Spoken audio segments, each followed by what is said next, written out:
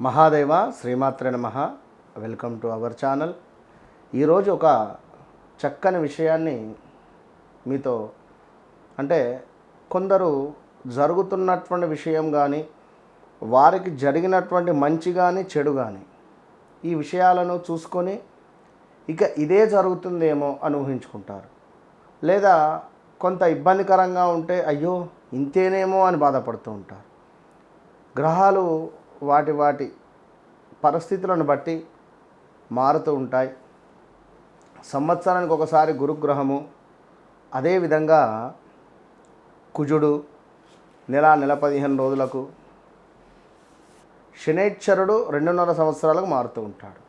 మరి ఇందులో భాగంగా సంవత్సరానికి ఒకసారి ఈ యొక్క శనైశ్చరుని యొక్క వక్ర దృష్టి ఉండడం జరుగుతుంది. ఈ సమయంలో కొన్ని రాశుల వారికి 100% కూడా అద్భుతమైనటువంటి యోగాలు ఏర్పడతాయి. ఎవరైతే ఇబ్బందులు పడుతూ ఉన్నారో వారికి అదృష్టం లభిస్తుంది. ఎవరైతే అద్భుతంగా ఉంది అని అనుకుంటున్నారో వారికి కొంత దురదృష్టం వాటిల్లే పరిస్థితి ఉంటుంది. అది గమనించుకోండి. ఎట్లా అంటే తెలిసి తెలవక ఇన్వెస్ట్మెంట్స్, తెలిసి తెలవక డబ్బులు ఎవరికైనా ఇవ్వడము, తెలిసి తెలవక తొందరపడి ఏమైనా ఇల్లు కట్టుకోవడానికి కానీ లేదా అపార్ట్మెంట్ నిర్మించుకోవడానికి కానీ అమౌంట్ అనేటువంటిది ఆ యొక్క బ్రోకర్కి ఇవ్వడం, ఆ యొక్క బ్రోకర్ వెళ్ళిపోవడం కావచ్చును. అదేవిధంగా ల్యాండ్పై ఇన్వెస్ట్మెంట్ చేయడం కావచ్చును. ఇక్కడ ఈ ల్యాండ్పై ఇన్వెస్ట్మెంట్ చేయడం వల్ల మనకు డబల్ రిజిస్ట్రేషన్ అవ్వడం కానీ, లేదా ఎవరో జాబ్ ఇప్పిస్తా అంటే మనము ఆ మోసపోయి అంటే డబ్బులు ఇచ్చి మోసపోవడం కానీ, ఇలాంటి కొన్ని సంఘటనలు. అదేవిధంగా ఇంట్లో మన తల్లిదండ్రులలో ఎవరికైనా ఆరోగ్యము రిలేటెడ్ ఇబ్బందులు రావడం కావచ్చును. ఉద్యోగంలో మన గురించి చెడుగా చెప్పడం కావచ్చును. సో ఇలాంటి సబ్జెక్టు మీద శనైశ్చరుడు మనకు జూలై నెలలో వక్ర దృష్టికి రాబోతున్నాడు మొదటి వారంలో. సో దీనికి సంబంధించినటువంటి ఎఫెక్ట్ మనకు 12 రాశులపై ఏ విధంగా పడబోతోంది అనేటువంటిది మనము తెలుసుకునేటువంటి ప్రయత్నం చేద్దాం. మరలా చెప్తున్నాను ఒక మాట, గ్రహచారం వేరు, గోచారం వేరు, జన్మనామం వేరు, వ్యవహారిక నామం వేరు. మిమ్మల్ని పిలిచే పేరేమిటి, దానివల్ల కొంతమేర మన యొక్క జాతకం రీత్యా కానీ మనం కొన్ని ఇబ్బందులు ఎదుర్కొనేటువంటి పరిస్థితి ఉంటుంది. గోచార రీత్యా గ్రహాలు మారినప్పుడు వ్యవహారిక నామం ఏదైతే ఉందో దానివల్ల ఇబ్బందులు. దీంతో పాటుగా శనైశ్చరుడు వక్ర దృష్టి వల్ల జాతకములో ఉండేటువంటి శనైశ్చరుని యొక్క ప్లేస్ ఎక్కడ మన జాతకములో, ఆ సందర్భంలో మనకు జరిగే పరిస్థితి ఏమిటి. ఒకవేళ శనైశ్చరుని యొక్క దశ అంతర్దశలు మనకు అయిపోయాయా, శనైశ్చరుని యొక్క దశ కంప్లీట్గా 19 సంవత్సరాలు ఉంటుంది, ఇది ఒకవేళ అయిపోయిందా మనకు, లేదా ఇగో ఇట్లా పూర్తిగా కూడా చూసుకునేటువంటి పరిస్థితి కనుక సింహరాశి వారు ఎవరైతే ఉన్నారో ఈ శనైశ్చరుడి యొక్క వక్ర దృష్టి మీకు ఎక్సలెంట్గా కాబోతున్నది. అద్భుతమైనటువంటి యోగం ఏర్పడబోతున్నది. ఇదైతే గమనించుకోండి. ఎందుకంటే సప్తమాత్ ఉన్నటువంటి రాహువుపై శనైశ్చరుని యొక్క వక్ర చూపు పడబోతున్నది. దీనివల్ల అద్భుతమైనటువంటి బిజినెస్ కానీ అద్భుతమైనటువంటి ఒక యోగం ఏర్పడబోతున్నది. ఎందుకంటే శనైశ్చరుని ఇంట్లో ఉన్నటువంటి రాహువును ఆ రాశికి అధిపతి అయినటువంటి యొక్క శనైశ్చరుడు చూస్తుంటాడు.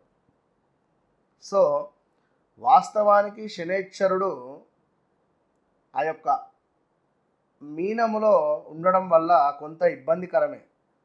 ఎవరికి కూడా పెద్దగా హాని ఏం తలపెట్టడు మీనరాశిలో ఉన్నటువంటి శనైశ్చరుడు. ఎందుకంటే అది వాటర్, ఆ వాటర్లో శనైశ్చరుడు ఎక్కువగా మనకు రిజల్ట్ చాలా తక్కువనే ఇస్తాడు. ఇక ఇప్పుడు ఈ 3 నెలలు విజృంభిస్తాడు ఈ యొక్క శనైశ్చరుడు. ఇది మాత్రం గమనించుకోండి. సో వీరికి కూడా వివాహం కాని వారికి ఆల్ ఆఫ్ సడన్గా వివాహము ఏర్పడేటువంటి పరిస్థితి. సో అష్టమ శని, సప్తమ శని, అదేవిధంగా షష్టమ శని, ఇన్ని మూడు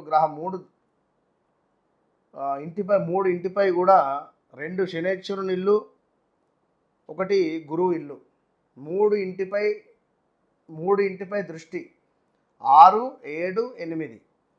సో నెంబర్ 6 కొంత ధనాదాయము, ధాన్య సమృద్ధి, గృహ నిర్మాణ అవకాశాలు, బంధుజన సంతోషము, కార్య సాఫల్యము, శత్రు పరాభావము. 7వది కొన్ని ప్రయాణాలు అంటే ఆల్ ఆఫ్ సడన్గా ప్రయాణాలు ఏర్పడము. అదేవిధంగా కొంత మనోవేదన, అద్భుతంగా బిజినెస్ సాగడం, దేశాంతర యానం, విపరీత భయాందోళనలు, కొన్ని వ్యాధి పీడ. గురువు 11లో ఉన్నాడు కదా, సూపర్ ఉంటుంది. మరి 8 ఉన్నటువంటి శనేశ్వరుడు కూడా కొన్ని తన రిజల్ట్ని ఇవ్వాలి. కనుక ఎంత పక్కింటిపై దృష్టి, ఎంత మనం ఒక ఇల్లుని కిరాయి ఇచ్చి ఉన్నాం, అది మనదే, మనం ఉంటున్న ఇల్లు మనదే. సో అనుక్షణం మనం చూసుకుంటూ ఉండాలి. మేకులు కొడుతున్నారా, ఏమైనా పిల్లలు ఏమైనా రాస్తున్నారా గోడల పైన, ఇలాంటివి నీట్గా ఉంచుతున్నారా, మనం కొంత అబ్జర్వ్ చేసుకుంటూ ఉండాలి. సో అది శని యొక్క చూపు ఇది మనకు. కనుక మనము చేసుకునేటువంటి సత్కర్మల వల్ల చల్లని చూపే ఉంటుంది శని భగవాను ఉంది, గమనించుకోండి. కొంత అవమానాలు కానీ నేరారోపణలు కానీ ఏర్పడేటువంటి పరిస్థితి ఉంటుంది. ఎట్ ద సేమ్ టైం కొంత విపరీతమైనటువంటి బిజినెస్ రిలేటెడ్ మనకు చాలా కలిసి వచ్చేటువంటి సమయంగా చెప్పుకోవచ్చును. భార్యాభర్తలలో గొడవలు ఏర్పడుతున్నాయి అనుకున్నా కూడా ఈ యొక్క శనేశ్వరుని యొక్క వక్ర దృష్టి అనేటువంటిది మనకు ఎంతో ఉపయోగపడేటువంటి పరిస్థితి ఉంటుంది.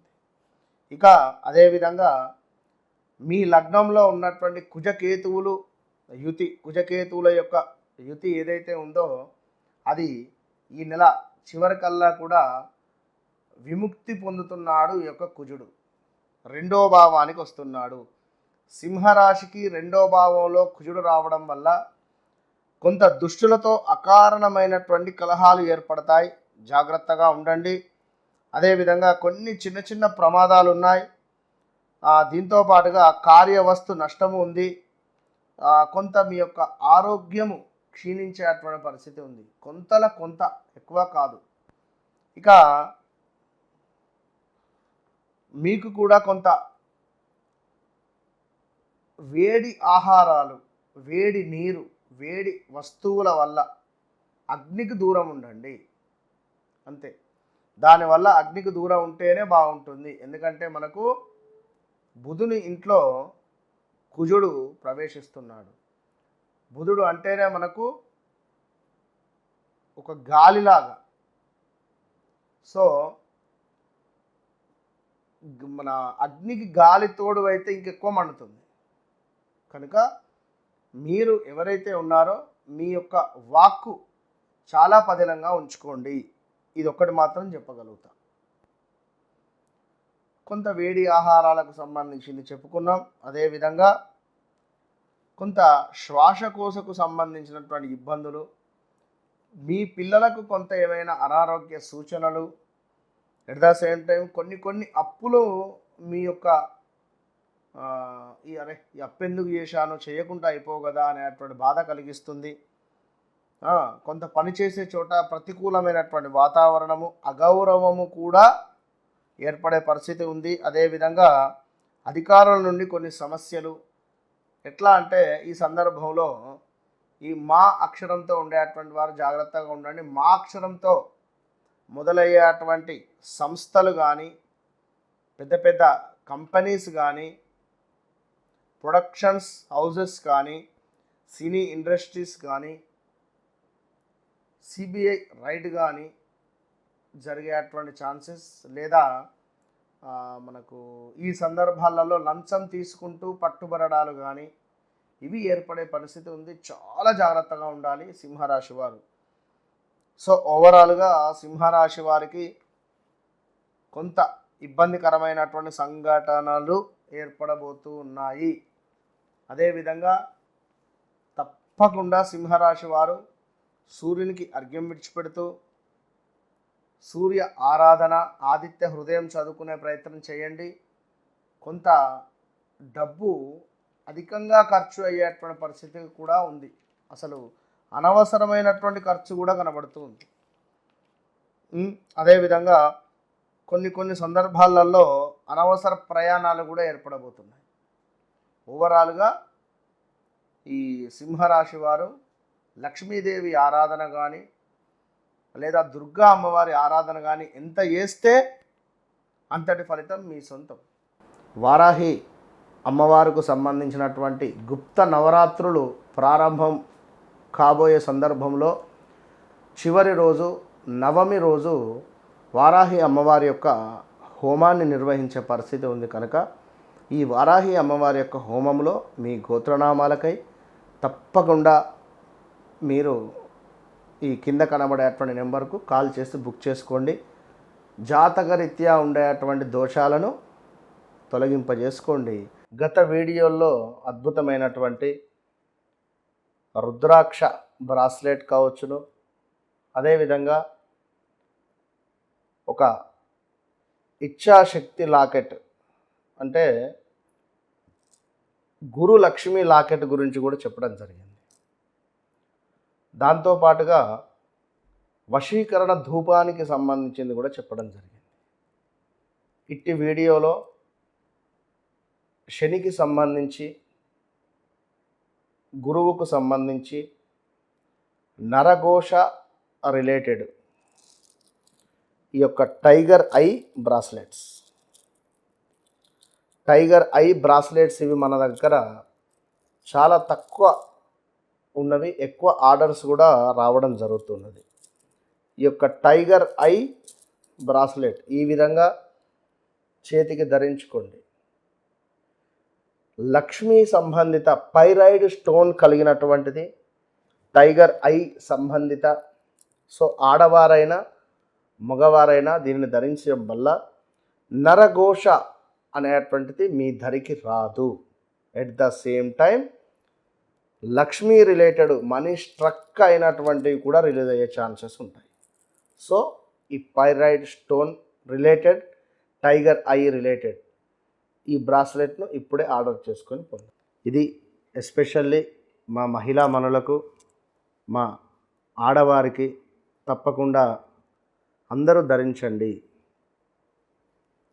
శుక్ర సంబంధిత ఈ యొక్క బ్రాస్లెట్ ధరించడం వల్ల సంతాన యోగము, వివాహం కాని వారికి వివాహం జరిగే పరిస్థితి, అదేవిధంగా ఒక అదృష్టం అనేటువంటిది మీ వెంట వచ్చే పరిస్థితి ఉంటుంది.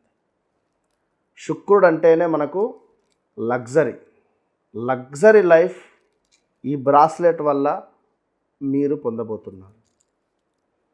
సో ప్రతి ఆడవారు, వివాహం అయినవారు కానీ వివాహం కానివారు కానీ, పిల్లలు కావచ్చును, ఎవరైనా దీనిని ధరించేటువంటి ప్రయత్నం చేయడం వల్ల లక్ష్మీదేవి యొక్క అనుగ్రహం ఉంటుంది. శుక్రునికి అధిపతి లక్ష్మీదేవి. సో శుక్ర సంబంధిత ఈ యొక్క స్టోన్ మీ శరీరంపై ఎల్లవేళలా ఉండడం వల్ల చాలా అద్భుతమైనటువంటి పాజిటివ్ వైబ్రేషన్ మీకు లభిస్తుంది స్త్రీమూర్తులకు.